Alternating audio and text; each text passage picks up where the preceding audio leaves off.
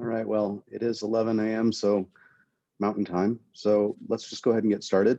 Thanks for joining us today. This is kind of an extension on the conversation that we had a month ago as we were talking about digital ushers and digital greeters and what kind of software to use alongside Zoom for like an order of service, as Kathy just asked a question about that. Kim is at St. Aidan's Boulder, and she is the one kind of managing and being the coordinator of everything going on. So she had some great things to say. And right after that workshop time, someone said, you know, it would be really good to kind of dive down into one church and how they do things. And wouldn't it be great if Kim would lead us in what she does with her church? And I said, I think that is a stellar idea, and reached out to her, and she graciously accepted that call. So Kim, thanks for kind of walking us through what you're doing. And I think, do you want to just take questions as we go throughout and feedback, and we can kind of learn from you as what you're doing and what has worked? Maybe if you could, while you're going through things, explain what you tried and what didn't work, as well as what really has worked for you. So take it away. Thank you.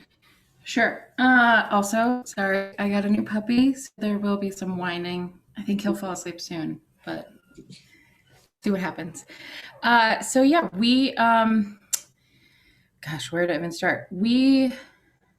Okay, so St. Aidan's we think of ourselves as a small church, but we probably actually aren't. We have about 120 to 150 Sunday attendance. A good day. Sometimes it dips down to 80, but it just depends. So yeah, to start, I think the big thing that we decided from like the get-go was that our focus was connection. So we don't do anything recorded except music. We don't, buddy. We try not to do too much, like we don't strive for perfection, and we don't strive for big production value because we don't have the bandwidth, the money, or the video editing capacity to ever do that. So for bigger days like Christmas Day, Easter, we actually tell people to watch the National Cathedral as recommended places instead of ours, because we know we can't do the big pomp and circumstance. But that being said, we have this really great, like, connected time together every week. It's our parish has really come together. We've got a lot of people joining who never even had computers before, so it's been really fun. We have a team. Our digital team is 4 volunteers and our rector. So we have a weekly Zoom meeting every Sunday. We have on Wednesday mornings, but the rector does most herself because it's small. Logistic-wise, we have the same meeting ID and password every week. The Zoom link is sent in a weekly email every Friday, and then it's also on our church calendar, but it's the same every week. So as long as you have an old one, you can get in. We do, like I said, everything live. So we have live officiating, live reading. We do a chanted canticle. We do a live homily. We do suffrages. And then our accompanist plays the prelude and the offertory from his home, which is nice. So we start, our church service starts at 10 for morning prayer. We all join at 9:30, and the digital ushers start with sound check. All the readers are supposed to be there by 9:45. Our senior warden joins around then, and for anyone who's not like helping with the service, he just chats a lot about weather and a lot about people's medical issues. So it's a good time. So we talk as people arrive and do sound check and go through the slides. And then we start the prelude. So we use Google Slides, and we do a screen share so everyone can see the readings. Do you have the room open? Technically, it's open at 9:30. So we use a waiting room and a password. If we are hammering out things that we don't want people to know about, like if there's secrets, like sometimes the vestry kind of chats. And so the digital ushers kind of know, we just kind of talk about who can get let in at 9:30 and who gets let in at 9:45. So as people pop into the waiting room, we'll go like, Beverly's here. Let's wait until we finish this budget talk real quick, and then we'll let her in. That kind of thing, because it's just things come up, and once you see, you just start talking about your other tasks. But we usually let most people in as soon as we start the Zoom meeting. because people like to talk. And once our senior warden's there, we kind of let everybody in because he's chat. He's the missioner for the Front Range in Val Patterson, so some of you might see him around. Um, yes, do have different roles. So just getting to that. So we have 4 lay volunteer ushers and then our rector.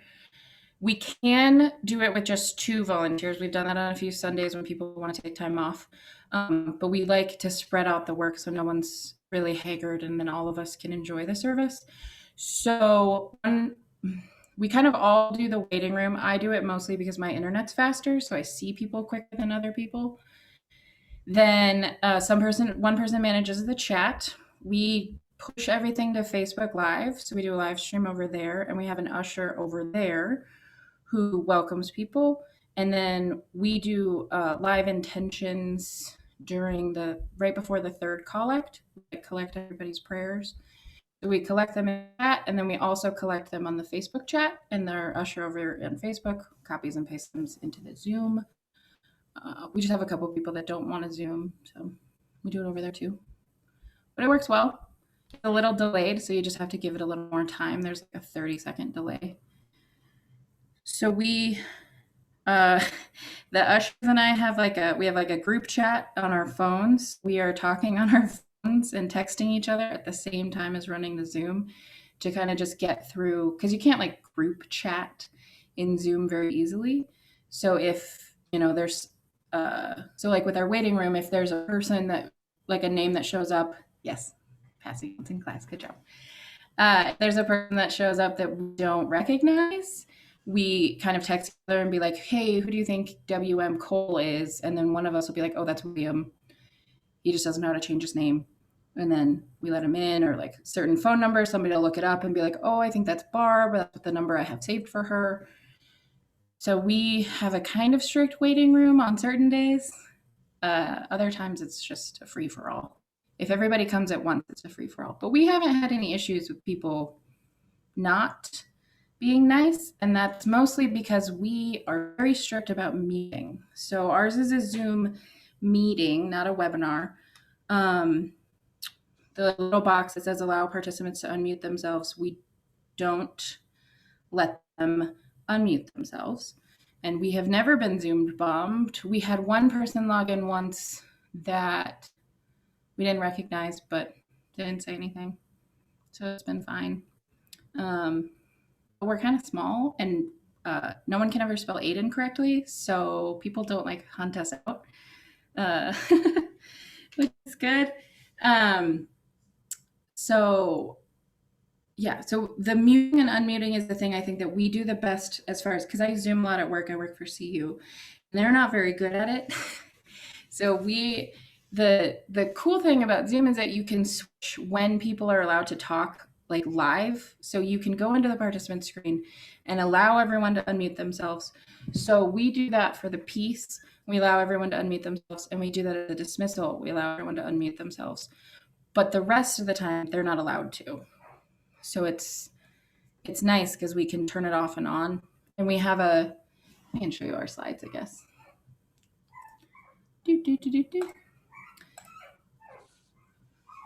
Hamlet, honey, you're fine. So these are, our rector makes our slides. She likes them to be kind of busy. We always have pictures, and we have a recording of our bells, which we always enjoy. So for instance, where's the sorry. Oops.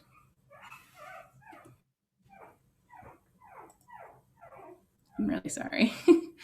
He's just so small. So if you see here, no, it's on this. She didn't do it on this week. So usually we have, there we go. We have little messages that tell you when it's time to unmute. Or sometimes say, prepare to unmute your microphone. So I guess we can, yeah, we'll talk about slides. So our rector makes our slides most of the time. We just kind of use the same format and then, add things in every week. One of our ushers does the readings, so he goes through and changes these. Our rector changes the pictures. We give ourselves little clues in all of our Zoom slides. So this little thing means that we're going to start the recording. So none of our parishioners have really asked, like, why are there random red dots on your slides? But it's more for us to remember to start and stop our recordings. When we switch between like screen share view and speaker view. So the homily we do as speaker view, and then the piece and the dismissal we do as a gallery view.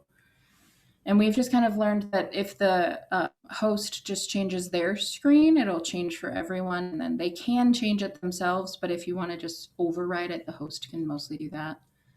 They can't force it except with spotlights, but it does seem to follow. So if I change it to gallery view, everyone else would see gallery view. But it's not always. It's just sometimes. So it's been a fun learning curve. Sorry, let me see what my other notes are.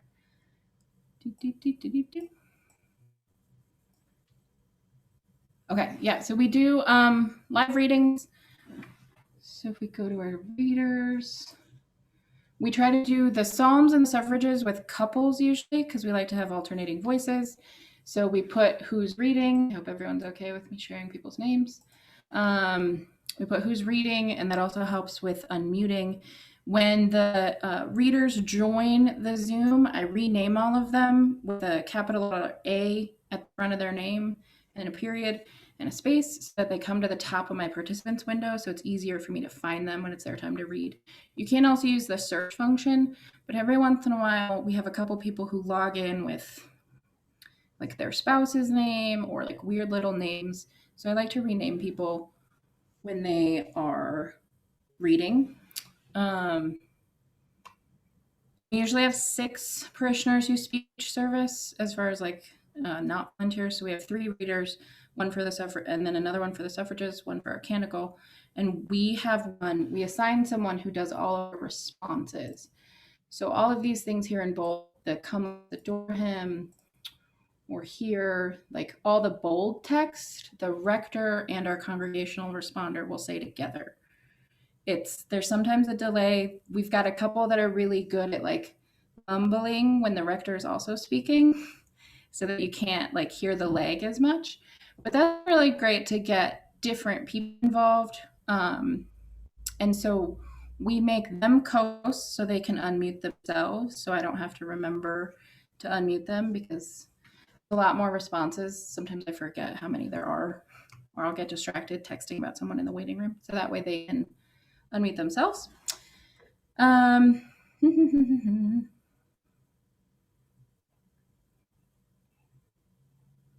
chat. Oh yeah, I can email you any of our slides. We've got let me see if I can show you. Can you see a lot of folders? Okay. So this is our worship folder. These are all of our archived. A folder for every week, and then we just have kept them wisely by our lectures. We don't have to start the vigil over, for instance. We have the slides all ready to go from last year.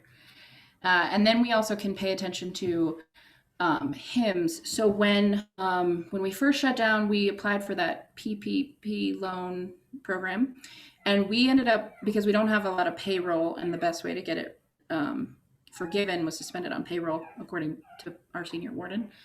We ended up hiring a bunch of musicians to make us a bunch of hymns with our music director and our choir. So we did a lot of recordings and then smashed some. Our music director, that's what we spent our money on, basically, was music. So we have this big library of hymns that we've paid to record, and so that's what we use for the hymns. I think we have 2 a week, sometimes just 1, depending on how long the prelude is. Sometimes Wes gets ambitious and plays like a 20-minute prelude. And it's like, Wes, please stop. I want to go home. I am home, I guess. So yeah, if anyone wants any slide, let me know. I can share all of them. I think I'll have to ask Mary Kate, but I don't think she'd have a problem with it. So if you think Uh, back to a year ago when we were starting all this, you probably did things a lot different and you've learned along the so way. different. Yeah. I'll show Uh, you how terrible it was. what's one of the biggest things that you've learned?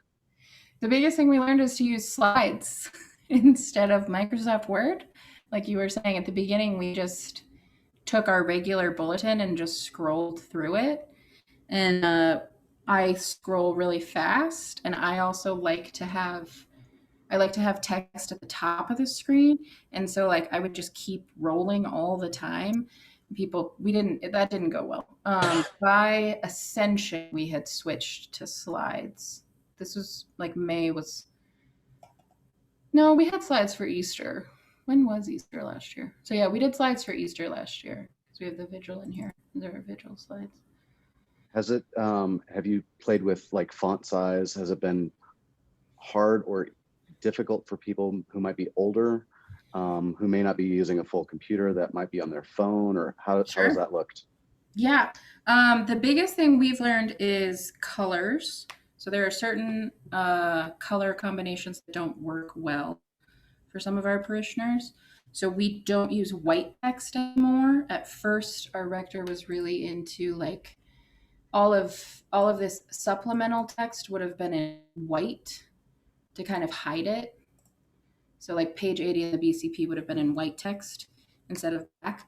But we had a couple parishioners that was back when no one knew who did what. So they just told me they're like, you have to stop using white text, and I'm like, I can use the white text, but sure, I will fix all the slides for you. So that's been a big one. We've changed the size a lot. They used to be smaller.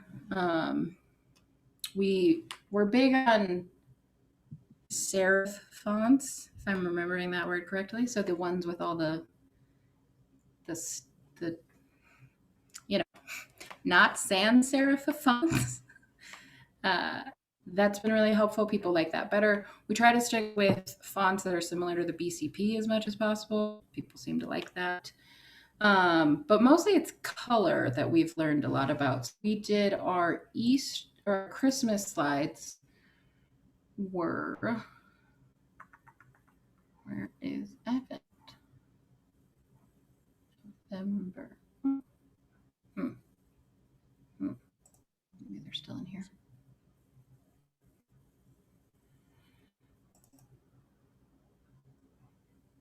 Well, this is what one of the backgrounds was. So we sent out these faith boxes that we made. So we made boxes with three different big envelopes inside. So one for Advent, one for Christmas, one for Epiphany. And we put like Advent calendars, crafts, coloring books, and then we had like a special like zine company story makers for kids that we did like these special like because we're not really doing Sunday school online. It's been tricky, so it was how to teach Sunday school at home basically. So we had all this imagery that our rector really wanted to use, but she tried at first to make the whole background these pictures, and then you couldn't read any text. And she, luckily, she sent it to the digital team like, "Is this going to work?" And we were all like, "No." We can't read the text and we are all under so like let's think about that a little. So that was one thing we learned. I think with it's an interesting combination because we want to keep people entertained, but a lot of us like to have really clean slides. So some of when like the ushers get to make the slides, they don't have as many pictures on them. Our rector's the one who's really into pictures. But then people really love pictures, so it's a toss up. So our canticle every week is chanted, um, and we call it a song of praise. And what it is people are sent. Well, people are allowed. We ask people to send in pictures from their lives that week. So it started as a way to like reconnect with everyone. So a lot of it is nature walks because what else is there to do right now. But it's also really fun because we get to see like these are the irises, violets. These are the violets we usually have in our parish hall, and so it's nice to like remember, like, oh right, we have violets usually. That's pretty. Forgot about those. And then um, this is one of our parishioners' grandsons is like getting bigger. So we got to like see a new baby. We made some candles. So we showed pictures of making candles, which was fun. Our rector went up to Cathedral Ridge, so she sent pictures from there. So it's a nice way to like reconnect. So I think um, maintaining connection has been our biggest focus. So it's not about flashy it is. It's about trying to keep people engaged the whole time. So our chat is open and running the whole time. Um, we don't really care if there's cats or dogs or kids because most people are muted anyways. So it's nice. People can just kind of live their lives. There's this guy that joins us from Florida who used to go to St. Aidan's, but now he lives down there. But he's been joining us, and he always shaves during the prelude, and I just find it so just like, Jim, honey, now could you do that 10 minutes ago? But he's just sitting there. Yeah, one of those like razors that like collects all the hair. So it's been fun. And then yeah, with that connection, one of the cool like we call them like small gifts that we've experienced is that there have been these really good friendships and relationships formed between parishioners that wouldn't necessarily have ever hung out. So one of our digital ushers, Kevin, is really good at tech support over the phone. So he has like 4 parishioners that he stays in touch with, that he walks from like the first 6 months. He walked them through how to log into Zoom every single Sunday morning. And we used to have a Wednesday noon day, and he would log them into that too. And if they couldn't figure out, he'd just like put them on speakerphone. Like he'd call into the Zoom from his phone and like conference call them so that they could listen.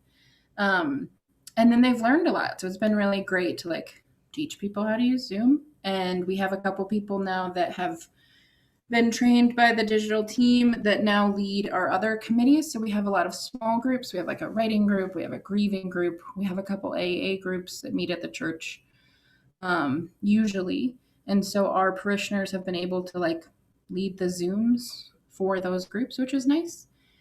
We have 2 extra Zoom accounts. So we have our main one with our rector, we have a music one, and we have an office one, technically, which I don't know how much that is, but it's coming out of the music budget, so we're not spending money on music anymore, right?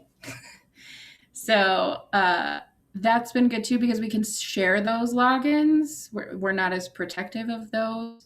So like our healing team meets in the meeting one, our AA group meets in the meeting one. So it's a way to also like still have our groups meeting because we had a really busy church building. Sure, yeah, let's talk about music. So yeah, that. One more thing about small gifts, real quick, is that we do our intentions and our prayers all together. So if you go here, so in between the second and the third collect, we just put everything in the chat. And at first it was like only we're supposed to send your chat message to the rector, and she would kind of decide like how to read it. And then eventually it just became like a free for all. So it's really fun to watch. It's difficult to be the one managing it because they're just like piling up. But she's really good. She's really smooth at like going to the beginning, and she just reads them all. And so it was a little off-putting at first because we're a lot more in each other's business than we ever have been. Like we know about every new diagnosis, every sick aunt, everyone with a puppy that's not doing well, or this or that. And so it's been interesting, but also really great because we've been able to like see these cool trajectories of prayers of like, please pray for my aunt, she's not doing well, and like, please pray for my uncle, my aunt's dying, and like my uncle's going to join us today, and things like that. There's like this nice trajectory, or like sometimes it goes in, really happy ways of like somebody's sick, somebody's better, somebody's doing really great. So that's been fun. It's been life-giving. We'll go with that. So music. So This is our main slide. So we start with a live prelude. We usually start at about 5 minutes till. Our accompanist has a harpsichord, a piano, and an electric organ in his house, which we are lucky for. So he's, I'm trying to remember what else he does. He was in grad school at DU for a while, so he has a lot of interesting music tastes. It was really fun. There was like a what was it? Christmas? There was like a really fun day, and he played a piece called Lent, and we are all like, bad music choice, but it's okay. So for our main music, so our music director is on sabbatical right now. She is just figuring out her life. She's doing some other things. So we just have the accompanist mostly. So we start with a prelude. We start at about 5 or 6 minutes till, go until about 10:02. He can mute and unmute himself. And then we get started. We listen to bells, and then we do a hymn. So these are just recorded hymns that we made. I think I don't think I can play it from here. Yeah, these are our hymns that we recorded, we paid for. It's like half of our choir and then a bunch of mostly CU like grad students. Yes. So it looks like it's embedded into the Google slide. Yes, we embed them. And then have you had any lags from that, or it's been okay? Mostly it's okay. Every once in a while we hear that there's a lag, but it's not enough that we would change it. Okay. There are days. So the way we do our screen share is the rector leads the screen share. I lead the Zoom, and then I push to Facebook. And we realized that back in like May that it was better to spread out the internet than to have one person do everything, because then you like override one person's bandwidth. So the push to Facebook takes a ton of internet bandwidth stuff. Like it always like everything kind of like freezes for a second as I'm starting it. So we learned to split that between multiple computers because it was too much. So one of the ushers does the recording and we record it to the Zoom cloud. And so there's one computer that does recording. There's one computer that does the Facebook. There's one person that runs the actual screen share. So that has helped alleviate some of our lag issues that we had at the beginning. We've also we got Ethernet cables, so we can all hardwire in if the Wi-Fi is ever not going great. So the rector and I especially usually hardwire in. That just works better, just faster. We've helped some of our parishioners also learn how to do that, or switch their hertz, whatever, because you can have like 2.5 on your Wi-Fi or 5 something gigahertz, and one goes further, but one goes faster. So we try to get them to switch to the fast one or the further one if they're sitting really far from their Wi-Fi. So we've had some nice tech support with that. But yeah, we embed our music. We encourage people to sing along. We try to only use songs from the hymnal so that we can tell people to grab their hymns. And right before Easter, we did a like come pick up a hymnal and a BCP if you don't have a home drive. So people could drive by. We had them in little bags, just put them in their cars and they drove off. So that was good. So now everybody has one of those at home, because we also provide in our faith boxes like daily office recommendations and things like that. So what is the content of the video besides just music? Is there? It's just usually it's the lyrics. Okay. I can try to play it.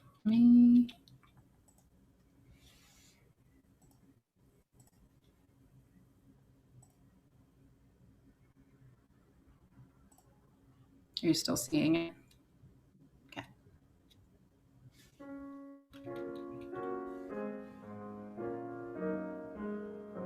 Yep. Just the lyrics usually.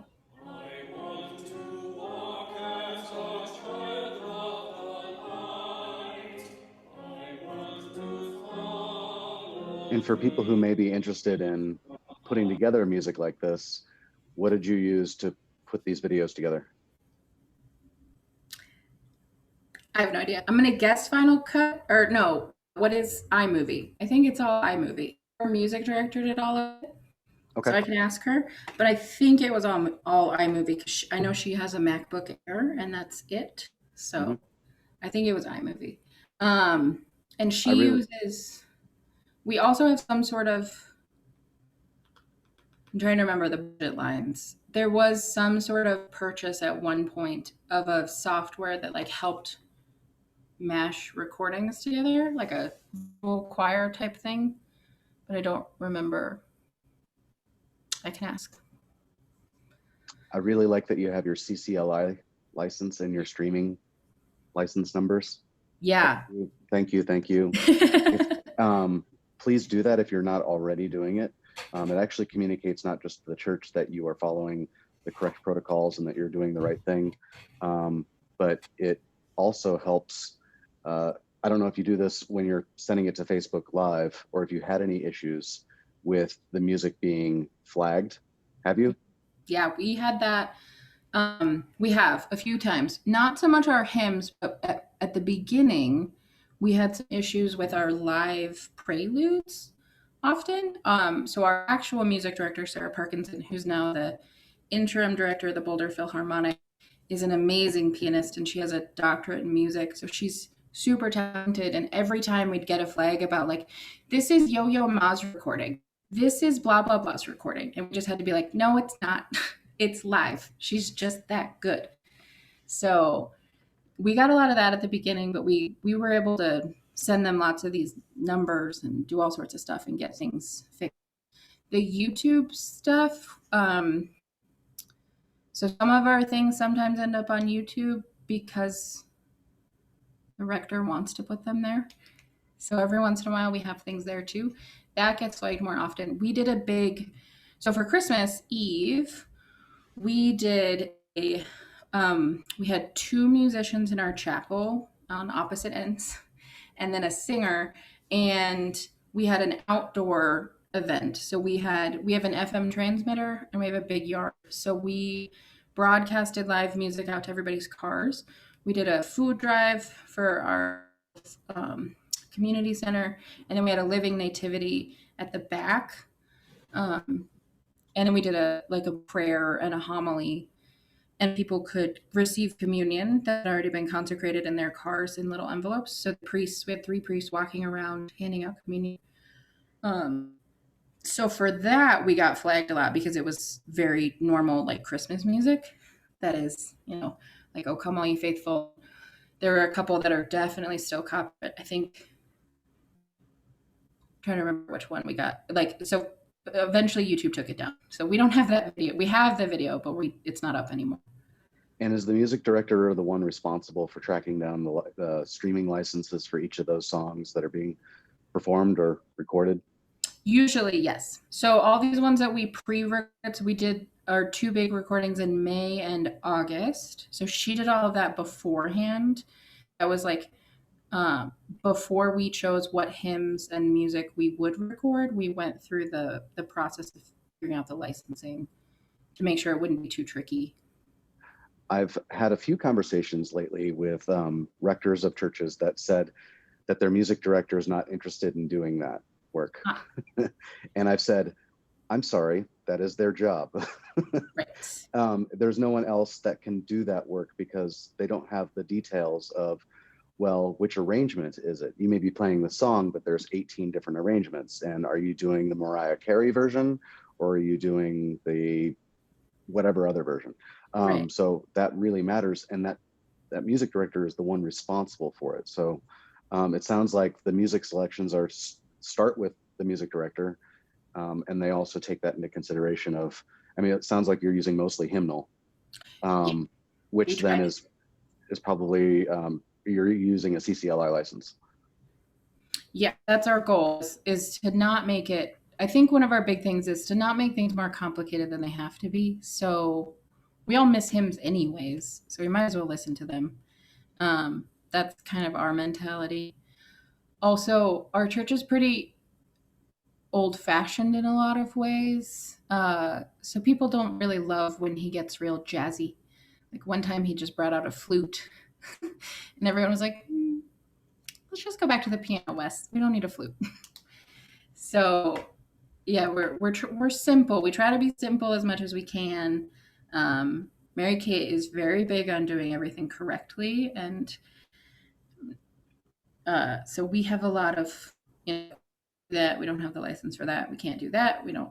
So that's been, it's good to learn because us younger people are just like, let's do whatever we want. No.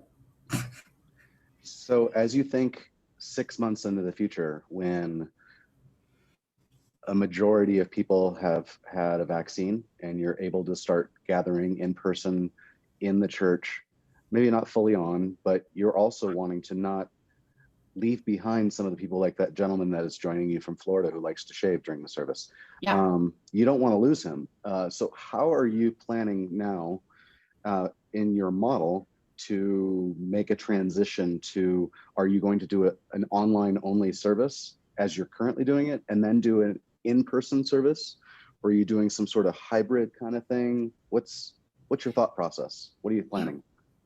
We have all of those in the works. We don't know which way we're going to go yet. So for Lent and Eastertide, we are going to have Sunday evening outdoor worship. Finally, we haven't had any.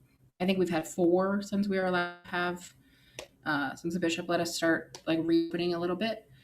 So we're gonna do that every week, and we're gonna kind of use that as a model for who would come while the pandemic is still going on, and figure out what our numbers are.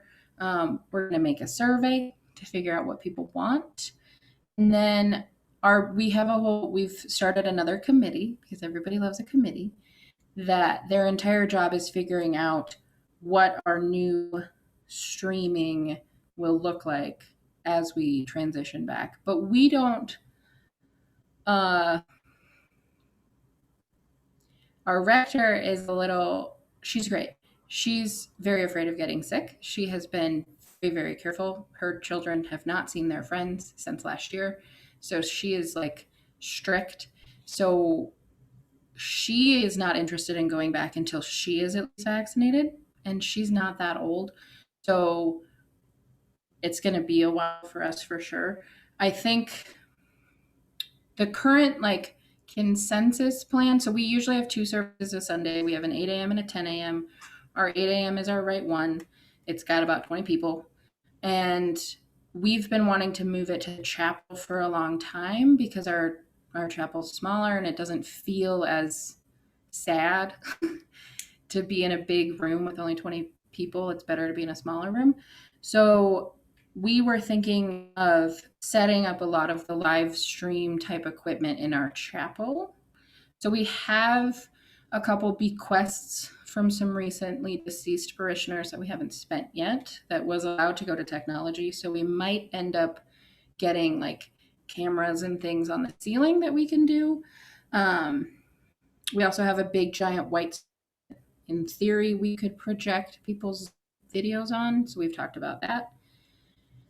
Mostly up in the air because it's just going to depend who is still at home, because what they want at home kind of depends on who they are. So if our older people get to come back first because they're vaccinated first, they're going to want, then the younger people that are still at home are going to want a different production than if the older people all stay home and it's the younger people that go to church. So it's going to be a weird, we're figuring it out. We're writing a survey. But so since we're right like across the street from the CU campus, we rent out our chapel to the music school. And they do recitals in there. And we used to have this beautiful Steinway piano. They took it away at the beginning of the pandemic because they wanted all their equipment to be in one place. Well, that makes sense. So we are thinking that we could also, if we invest in the good live streaming equipment, we can use that to market our chapel as a rental space because it's really great for recitals. We do a lot of them there because it's small, but it has a stage. Um, Sorry, let me check the chat. So yeah, we don't know, Mike. We're working on it. Do we want to? I'm Yeah. curious what other people are doing right now and what you're thinking about. Maybe some reflections on seeing one church and what they're doing. Is that similar to what you're doing? Is there something that's like prompted you to do something different?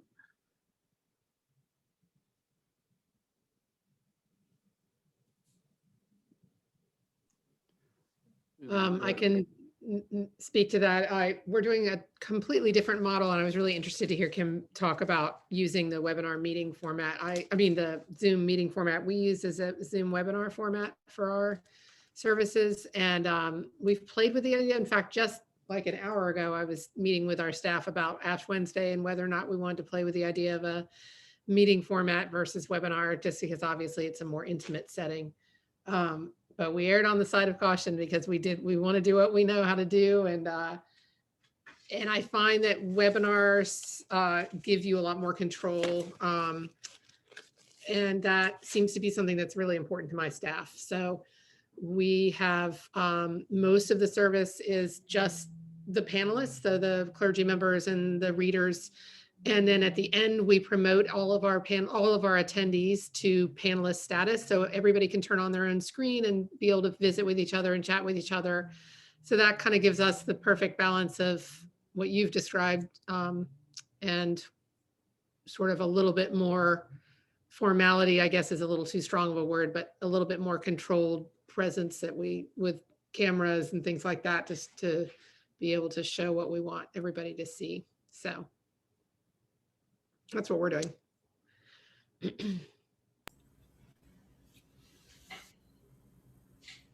Parish that I work with is currently doing both in person and online. We are looking, as Kim is suggesting, what the future is going to be. We think probably we're going to continue Zooming as well as in person as that becomes more available. Installing PTZ cameras and so on so that we can actually have some kind of a production unit. Looking forward to it, but it hasn't materialized yet, but that's the direction we're going. Mm-hmm. Yeah, we're actually, ours is very similar to yours, Kim. We have we're doing the Zoom meeting and with the slides and the embedded music and all that. So yeah, it was good. Somebody else is doing the same thing. Yeah, I don't know what we're gonna do. We're planning when we're more back together of continuing the Zoom and then having the live service. We don't have money for fancy equipment for live streaming. I did have a question about the you said you are putting it on Facebook instantaneously. I did not know about that. What we're doing is recording our Zoom, and then I download it to, or upload it or whatever, to YouTube, and then put the YouTube link on Facebook. So yeah. So what is this about? Yeah. Going straight to Facebook. Sure. So when you are you have to be the host of the meeting. And in the bottom right-hand corner of your controls at the bottom, there's 3 little dots. And you click that, and then there's a thing that says Facebook Live or push to Facebook Live or start Facebook Live. You can also do YouTube Live. Okay. So yeah, you just, and then, oh yeah, maybe Mike will show us. Yeah, live on Facebook. So you click that, and then it'll open a new internet window for you. And then you go to Facebook, and then it says like, where do you want to share? And you just say, I do it as on a page I manage, and then I say the Saint page, and then you put in a title, and then a few minutes later it's beep, beep, beep, and it's done. Yeah, the person who is going to share that to Facebook has to be the administrator of that Facebook page and has to be currently logged in. And then Okay. you just hit the more button, share on Facebook, and it takes like 20 seconds to kind of coordinate and do its thing. Yeah. But then it's live, and then I usually use my phone to like double check, and I'm watching it going, this is kind of cool. Yeah. It Wow. works. But you say it does make it freeze up more, or If so, the key is to like start it, right? So like, if we were all chatting right now, we'll just pretend we're listening to the prelude. I'll get it started, and then the minute I see that it's actually working, I close the window because it just takes too much bandwidth to have that many things open, at yeah, least with my work yeah, computer. sure. Can you close your Facebook window, Kim? Is that what you mean? Yep, I just close my Facebook window, keep the Zoom open, close Facebook, and then like Mike said, I check on my phone. Or so usually one of our ushers, he has two computers going. So he has one where he's paying attention to the Zoom, and then he has one where he's looking at Facebook, grabs chats. He's also an admin, so there was a few times where we had like random. We had some like hate speech one time, and we did a Black Lives Matter type because our priest is really big in anti-racism. So we had like an anti-racism sermon series this summer. We had some hate talk, so he can block all those like comments. He can hide them. He does that instantly, and prayers. And then we've had a couple people like randomly on those ask for benevolent help and things like that, and so we'll direct them how to call the church. And Mm. Hmm. I think my biggest fear right now, as churches are considering going back to in person and then also doing like this hybrid kind of thing where they're going to put a couple cameras around their worship space, is that when that happens, right now, I mean, Kim, you've pointed back to it several times of you're intentional about community, Mhm. community. But as soon as you point cameras in your worship space and those people, they're not involved, they're casual observers, Yeah. and there is no community. So it's kind of figuring out, either start from the intention of how do we create community, and if we want to go this route, will that accomplish that? And if it doesn't, how do we need to change or pivot to make sure that happens? Right. Yeah, Roger. Hi, friends. My name is Roger, and I'm actually coming to you from Indiana. So um, I have a comment and then a question, Mike, is we do tri-platform here every Sunday. So we're live inside the church, and we do Zoom, Facebook, and YouTube all at the same time. So YouTube and Facebook are on one system, and Zoom is on a completely different system. So the Zoom is independent from the other two. And so everything's live. To the community part, we open up our Zoom page about 30 to 45 minutes ahead of time, and we have some fellowship time. And then we also do a Bible study right after service on Zoom. And because what we have found is some people really enjoy the YouTube experience because they have a smart TV, so they can see it, and it's big and all that kind of stuff. And I've kind of set ourselves up in a sense because we've been doing this tri-platform this entire time, and so I mean we're doing a lot of work to get that done. Do you know somebody? Do any of you know who somebody who's doing because we're going to go back in person on Ash Wednesday because our numbers for our county are good and we're better off. Does anybody know? Is somebody out there doing really good hybrid? Is there a church out there, Mike, that you know in the Diocese of Colorado where you are that's got the hybrid thing down? Because that's where we are, is trying to figure out how to do hybrid. As we start to get some people back in, we also have a percentage of our population who said, until we get to herd immunity, whatever that means, until I feel better, I can't come. I don't feel comfortable. So we need to we're going to have to keep doing the tri-platform. Is there someone else that you know that's doing a good hybrid? We just now surpassed the 5% mark to where churches are really able to start thinking about gathering in person. But a lot of our clergy know that the vast majority of their parishioners have not been able to get a vaccine. So they're not quite there yet to where they're actually going to have in-person people in the worship space. So I don't, there have been churches that have done outside, Yeah, but I mean, it's cold. it's right now. -1 today in Yeah. Indiana, guys. So it's, yeah. And so there's a lot of head scratching right now saying, okay, well, Easter's coming and are we going to, we'll be able to meet in person, but are we really going to do that? Some churches are saying, you know, it's a lot easier to do like a pre-recorded service, as just as you've said, kind of in the main chunk, but do a community time beforehand and do questions or more community time after the pre-recorded. So No, we don't pre-record. Everything's okay, live. yours Everything's live. just flat out live. Yep.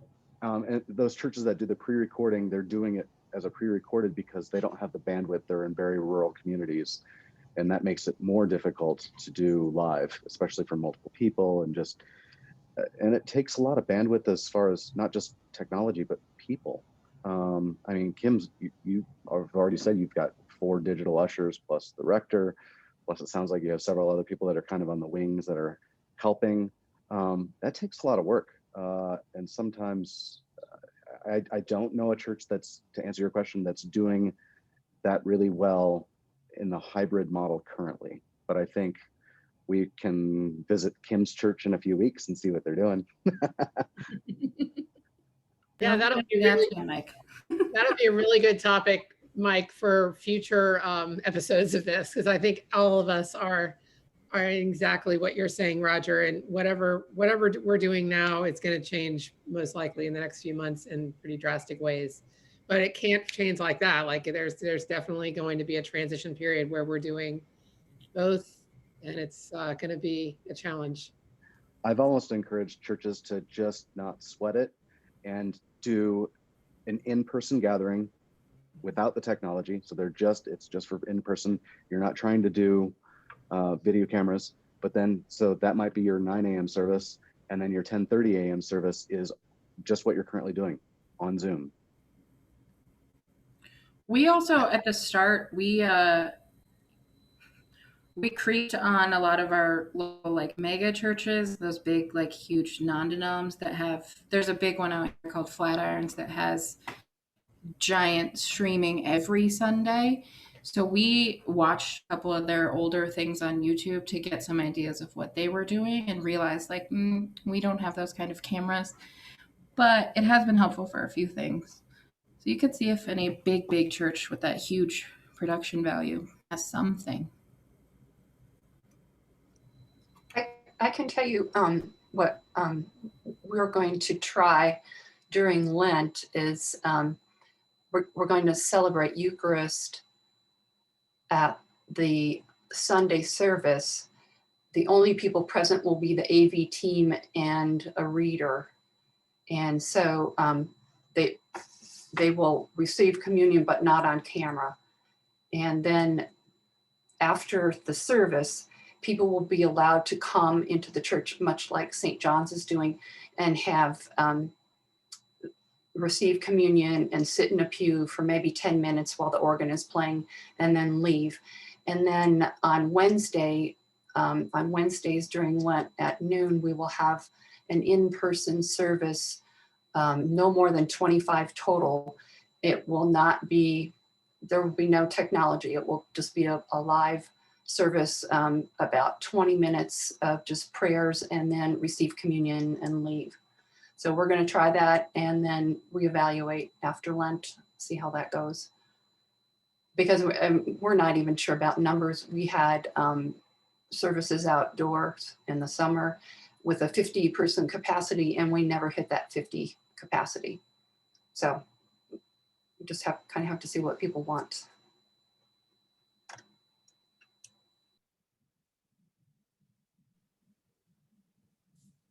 Other thoughts or questions for Kim, or questions for each other? Kathy? Well, I was just going to say, what we're doing at St. Thomas is very similar to what they're doing at St. Aidan's, excuse me. And so, you know, but I picked up some good points and some good thoughts this morning, nonetheless. We haven't really talked about what we're going to do going forward. We, you know, we have a new rector, and she is too very careful, very, take conservative in how she approaches this. So, and we're faced, I think, with an added challenge, and that our church is over 100 years old and doesn't have an HVAC system. So our ability to circulate air is really challenging. And, as you've said, it's cold during the winter. And so I know that's just one of the hurdles we're going to have to get across as we begin to plan as well. We can do some things in the church. There's probably better air circulation in our Great Hall and our Parish Hall. So we've looked at that as well. So yeah, but yeah, having information available, hearing what other people are doing, other thoughts and considerations will be most helpful. Yeah, Trish. We are currently doing all of our services live on Facebook. We send the bulletin out with all the music in it on Friday so that folks have that resource for them as they're watching the video. There's only 5 or 6 people that are allowed in the church for it, just the servicing people for the live Facebook feed. And then in the warmer seasons, and we're starting again come March 1st, we'll be back outdoors in our labyrinth, and we'll be live streaming from the labyrinth. And in that case, we're able to open it up to parishioners to come in. And so we do an Eventbrite sign up where people can go in and register on Eventbrite. And once we've hit our capacity, then, we're not allowed to add any more. But like I think Debbie was saying, we probably maybe got 30% capacity. We never really hit the full mark, but it was still, our Facebook feeds have been pretty well attended. And we do a Wednesday Eucharist too. That's also live on Facebook. It may be my millennial showing, but I prefer to wait until the afternoon on Sunday. So the service has already been done live, but then I go to a church's page and watch a bit of the service because I can go hiking in the morning, or I can go do whatever I want to do. I still feel a part of the church community. So just because I'm not joining live, don't get yourselves down that your numbers as far as live are not what you thought they were going to be. You have a lot of people that you watch the numbers will tick up during the week of views. And that's just, we're all different. We all want to participate differently.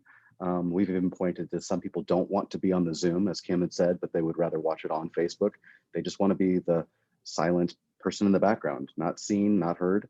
And that's okay. But we will have to figure out what works best for you and your church staff, for your volunteers, and how many people it takes to pull it off.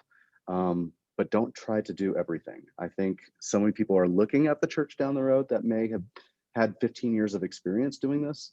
And that's just ingrained in the way that they do. I mean, because their churches were praise band churches, and that's just been their culture. Our culture is vastly different. So we shouldn't try to make ourselves kind of bend over completely to where we're not really who we are anymore.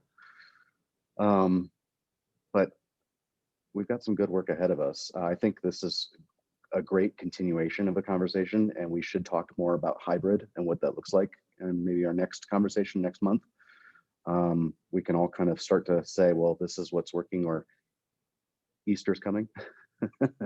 And this is what we're doing. So we are at time. So I just wanted to thank everybody for being a part of this hour. Kim, thank you. No, thanks. Really great to see. Absolutely, thank you. Thank you. Yeah, if anybody wants, I'll send a couple slide sets to Mike, so you can grab them. Thank you. And I'll post that on the archived videos of our parish collaboration meetings. Great. Perfect. Thanks, everyone. Thank you. Take care. Have a Have great a day. good month. Bye-bye.